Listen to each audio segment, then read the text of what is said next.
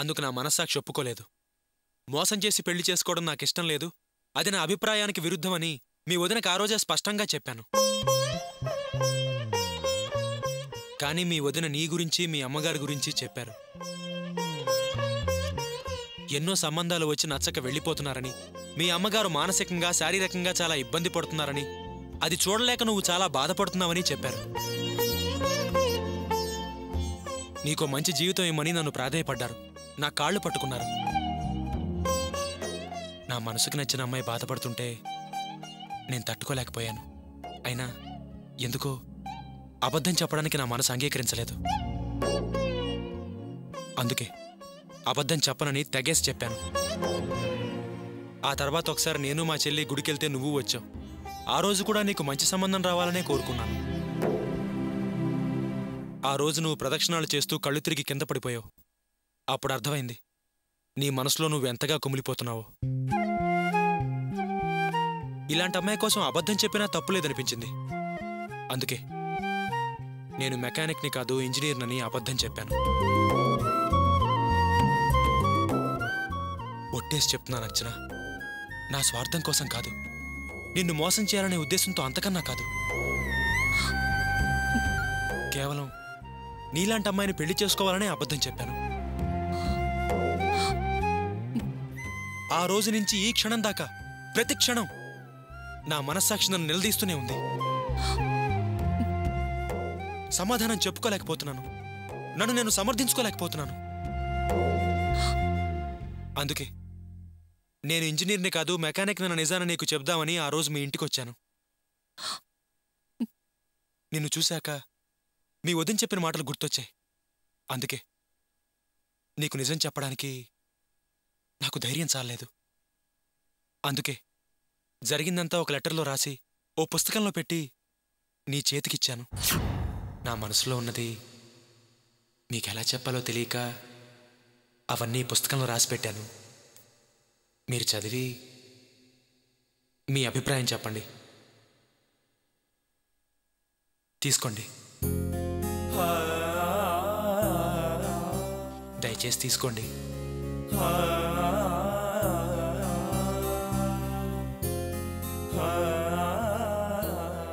చదవడం మర్చిపోకండి. ఆ లెటర్ చదివావా? నీ ఇష్టాలేంటో తెలుసుకుందామని ఆ మర్నాడు నీకు ఫోన్ చేశాను. మీ వదిన గారు ఫోన్ ఎత్తారు. నాకిష్టమే, ఏ అభ్యంతరం లేదని చెప్పావు, గుర్తుందా? ఏం లేదర్చనా, మన వీధి చివర ఉమా అనే అమ్మాయి ఉంది కదా, ముందు గోపి ఆ అమ్మాయిని పెళ్లి చూపులు చూసుకోవడానికి వచ్చాడు. పిల్ల నచ్చింది కదా అని ఆ అమ్మాయిని భార్యగా డిసైడ్ చేసుకున్నాడు. ఆ తర్వాత ఏదో కారణాల వల్ల ఆ పెళ్లి ఆగిపోయింది. తర్వాత నిన్ను చూసుకోవడానికి వచ్చాడు. ఈ నిజం నీకెలా చెప్పాలా అని పాపం ఒకటే ఇబ్బంది పడుతున్నాడు. అబద్ధం, పచ్చి అబద్ధం చెప్తున్నావు. నువ్వే లెటర్ నాకు ఇవ్వలేదు, నేను చదవలేదు. సరేనని సమాధానము చెప్పలేదు. మరి ఆ రోజు ఫోన్లో ఎందుకు అభ్యంతరం లేదని చెప్పావు? అది మీరు పక్క వీధిలో అమ్మాయిని చూడ్డం, ఆ పెళ్లి ఆగిపోవడం, తరువాత నన్ను చూడ్డానికి రావడం అన్న విషయం మీరు అడిగితే సరేనని చెప్పాను. అది మా వదిన అడిగింది, నేను ఫోన్లో సరేనని చెప్పాను, అంతే. బుక్లో పెట్టిన లెటర్ నువ్వు చదవలేదా? మీరు పుస్తకం మాత్రమే ఇచ్చారు, దాంట్లో ఏ ఉత్తరం లేదు. లెటర్ పెట్టి ఇచ్చాననడం అబద్ధం.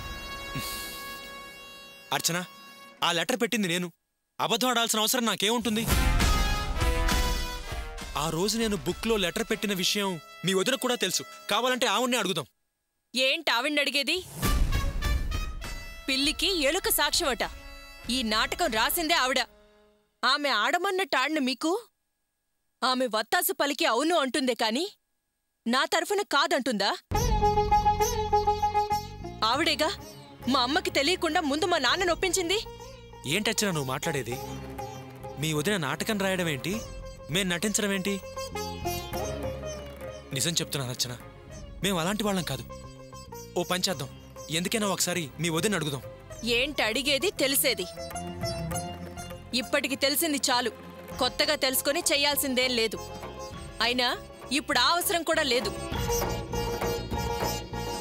అవును, నా మీద జాలిపడి చేసుకున్నానన్నావే, అసలు నా మీద జాలిపడి అయ్యో పాప అనడానికి నువ్వెవరు?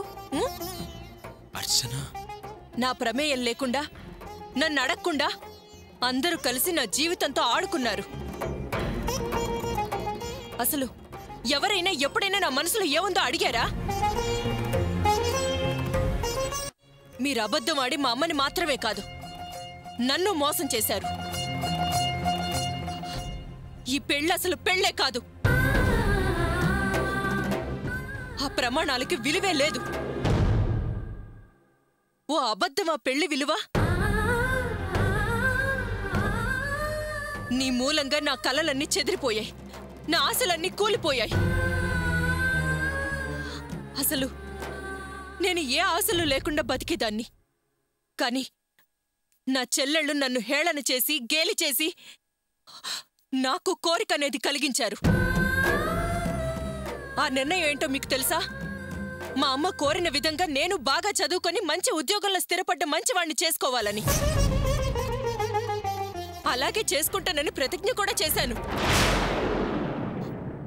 కాని ఇంజనీర్ నేను వచ్చిన ఓ మోసగాడి వల్ల పడ్డాను. ఆ వేటగాడి బాణానికి గాయపడ్డాను. అప్పుడు పడ్డ సంతోషానికి రెట్టింపు దుఃఖాన్ని ఇప్పుడు అనుభవిస్తున్నాను. అయినా నాకు తెలియక అడుగుతాను, నేను చదువుకోకపోతే చదువుకున్నవాడు భర్తగా రావాలని కోరుకోవడం పాపమా? నాకు ఆశపడే అర్హత లేదా? నాకు చదువు లేదని కానీ నాకేం తక్కువ? నాకు సంస్కారం లేదా, లేకపోతే నాకేం తెలీదా?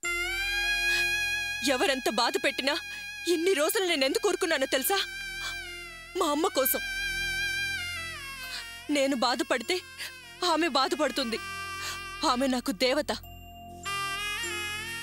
ఆ దేవత బాధపడకూడదని ఎంత బాధున్నా దిగమింగుకొని అమ్మ ఒడిలో తలపెట్టి పడుకుంటే తీరిపోయేది.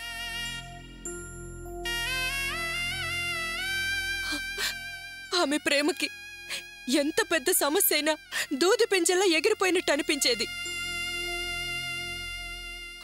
మా అమ్మే నాకు లోకం. ఆ లోకంలోనే ఆనందం ఉంది. అలాంటి దేవతకి నువ్వు మెకానిక్ అన్న విషయం నాకు తెలుసు అని నువ్వు చెప్పిన క్షణం ఆ అబద్ధం ఆమెని చావు దగ్గరికి తీసుకెళ్ళింది. కానీ నేను ముక్కోటి దేవతలను ప్రార్థించి మళ్ళీ ఆమెను బతికించుకోగలిగాను. ఆవిడకేమైనా అయ్యుంటే నేను ఇలా ఉండేదాన్నే కాదు. మీరు చెప్పిన అబద్ధం నిజమని నమ్మి అమ్మ నన్ను అపార్థం చేసుకుని నాతో మాట్లాడకుండా ఉన్న ఒక్కో క్షణం నేను ఎంత నరకం అనుభవించానో నా మనసుకే తెలుసు. అప్పుడు పడ్డ వేదన, రోదన ఆ భగవంతుడికి తెలుసు. ఇవన్నీ ఎవరి వల్ల జరిగాయి? కేవలం మీ వల్లే. ఎన్నడూ లేని బాధలు నా జీవితంలో తొంగి చూశాయి.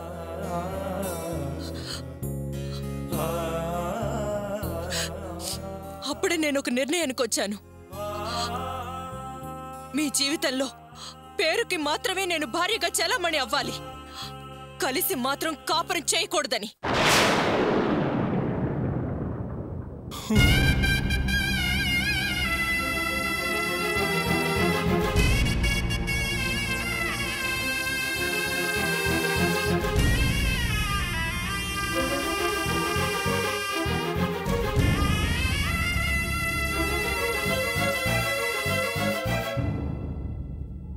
ఆ మాటే మనసులో స్థిరంగా పెట్టుకుని ఈ గడపలో కాలు పెట్టాను.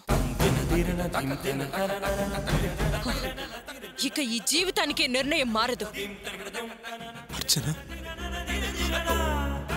నీకు జీవితం ఇవ్వాలనుకున్నానే కానీ ఇలా. నాకు జీవితం ఇవ్వడానికి మీరెవరండి?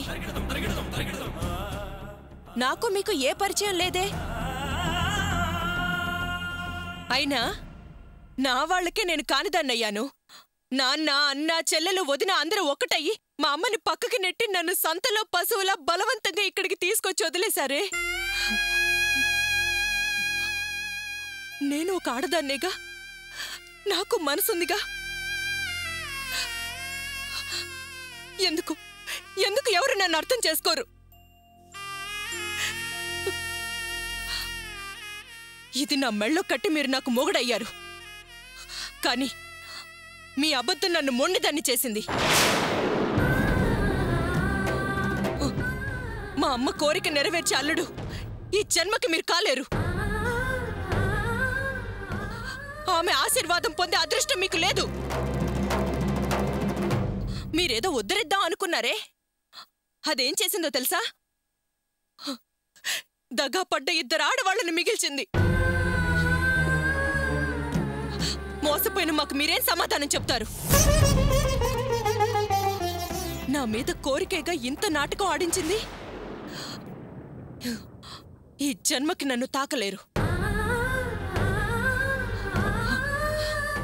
మీరు చేసిన తప్పుకి నేను విధిస్తున్న శిక్ష. మీ నాటకంలో అంతర్నాటకం నేను రాస్తున్నాను. ఇద్దరూ నటిద్దాం. బయట ప్రపంచానికి మాత్రం భార్యాభర్తలం. ఈ గదిలో మాత్రం మీరు మీరే, నేను నేనే. ఇలాగే కన్యగానే కన్ను మూస్తాను.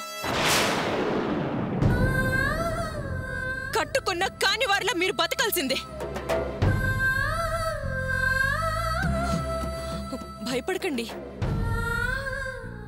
నాకు సంస్కారం ఉందన్నారుగా, అందుకే జనం ముందు భర్తగా గౌరవిస్తాను.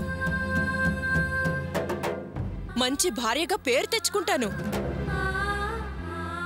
మన సంసారం ఆదర్శం అనేలా నడుచుకుంటాను. కానీ మీ అడుగులో నేను అడుగెయ్యను. నా నీడను కూడా తాకనివ్వను. మనది బొమ్మల పెళ్లి కదా, అవి కాపురాలు చెయ్యవు. నా దగ్గర ఏ సుఖాన్ని ఆశించకండి. అది నన్ను చావుకి దగ్గర చేస్తుంది.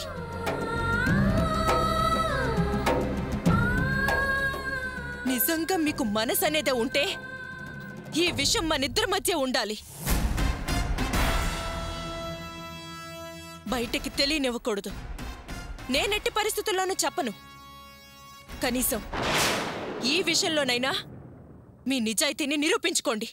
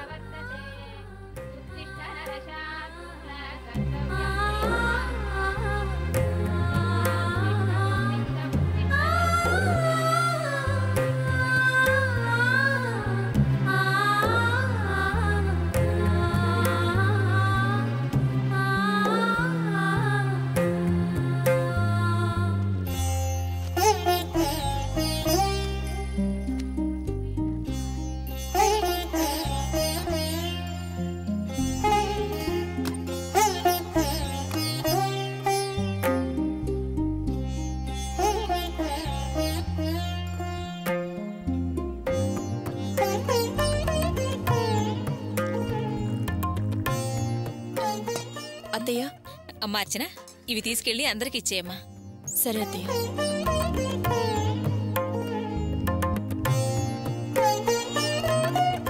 గుడ్ మార్నింగ్ వదినా. Good morning. ఇదిగో తీసుకో. ఈ రోజు లేట్గా లేస్తారనుకున్నాను, తొందరగా లేచారే.